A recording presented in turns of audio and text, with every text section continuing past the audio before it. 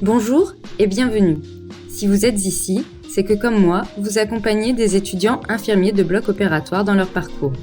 Vous le savez, depuis avril 2022, notre référentiel de formation a évolué vers une approche par compétences. C'est un changement majeur qui impacte directement notre rôle en tant que tuteur. Désormais, l'évaluation ne porte plus seulement sur l'acquisition d'actes techniques, mais sur l'ensemble des compétences que les étudiants mobilisent lors de leur prise en charge.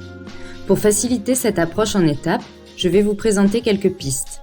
Vous verrez comment construire des situations d'apprentissage qui développent les compétences nécessaires. Cela les aidera à faire le lien entre théorie et pratique et à s'approprier les attentes du métier. Qu'est-ce qu'une compétence ? Avant d'entrer dans le vif du sujet, posons-nous la question, qu'entend-on par compétence ?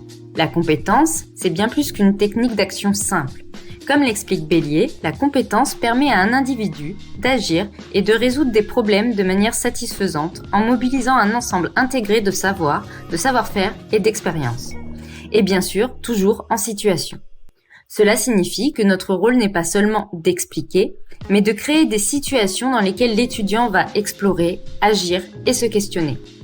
C'est un dialogue permanent entre connaissance et expérience qui va permettre de construire la compétence. Les types de situations d'apprentissage. Pour accompagner cette évolution, il existe différents types de situations que nous pouvons mettre en place. Selon le niveau et les besoins de l'étudiant, on peut distinguer 3 grandes familles de situations. Les situations pour comprendre, où l'étudiant est invité à réfléchir sur son vécu, son expérience et ses représentations. Par exemple, une discussion autour d'un cas clinique lui permet de questionner sa compréhension et de développer un regard critique sur sa propre perception. Les situations pour supporter, où l'étudiant est plongé dans la pratique. Il expérimente, théorise et enrichit ses compétences techniques.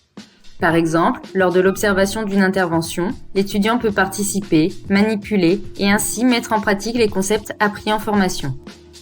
Les situations pour transférer, où l'étudiant utilise ce qu'il a appris pour analyser et adapter ses actions dans un contexte réel. L'étudiant se confronte à des situations réelles où il doit mobiliser ses connaissances et s'adapter aux spécificités de chaque patient ou contexte. Les composantes d'une situation d'apprentissage.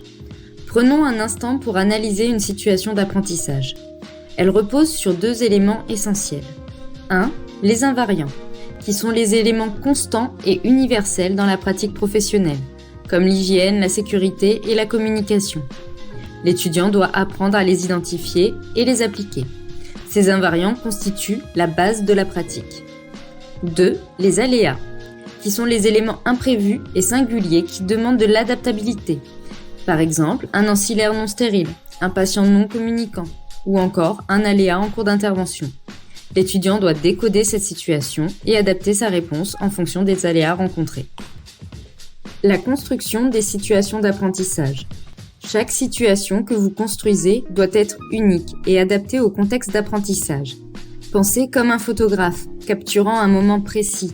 Une situation égale une photo égale une compétence. Cela signifie qu'une situation clé, bien choisie, va marquer l'étudiant et l'aider à progresser. Pour chaque compétence à acquérir, nous devons donc imaginer une situation emblématique, c'est-à-dire la plus représentative et récurrente parmi les situations professionnelles que vous rencontrerez.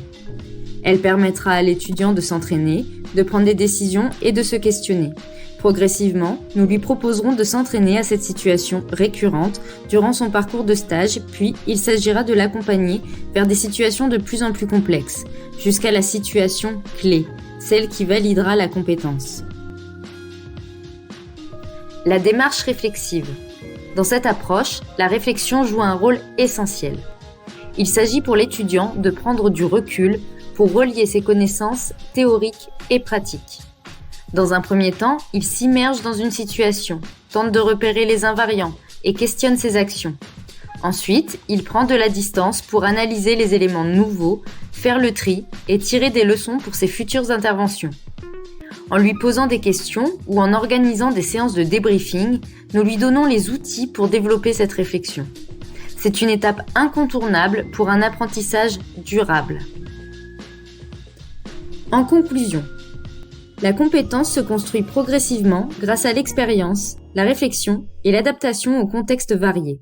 C'est en accompagnant les étudiants dans ces situations concrètes et réfléchies que nous les aidons à devenir des professionnels compétents et capables d'agir de manière autonome. Alors, à vous de jouer. Créez des situations d'apprentissage uniques et motivantes. Laissez-les chercher et expérimenter. Vous verrez, le parcours est aussi enrichissant pour eux que pour nous.